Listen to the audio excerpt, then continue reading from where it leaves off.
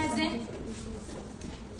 Süni intellekti istifadə etməyin təhlükələri nədir? Yəni, onlar bizim telefondakı kart vasitələrimizi, pullarımızı, məlumatlarımızı, çəkimlərimizi, özəl məlumatlarımızı oxuya bilərlər, paylaşa bilərlər.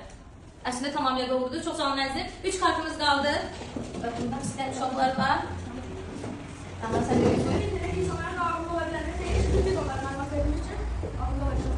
Aha, biz daha ağırlıyıq. Aha, daha sonra sən. Tarih müəllimələri əvəz edə bilərmi? Aha, çox gözəl sualdır. Uşaqlar bizi əvəz elədi süni intellektlə. Okay, daha sonra.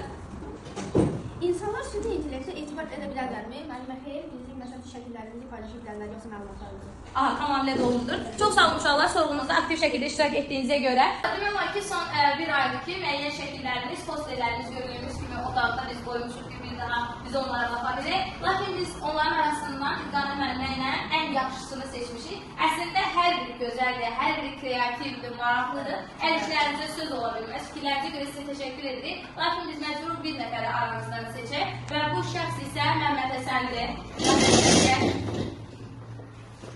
Səni sertifikatla mükaffatlandırmaq istəyirəm.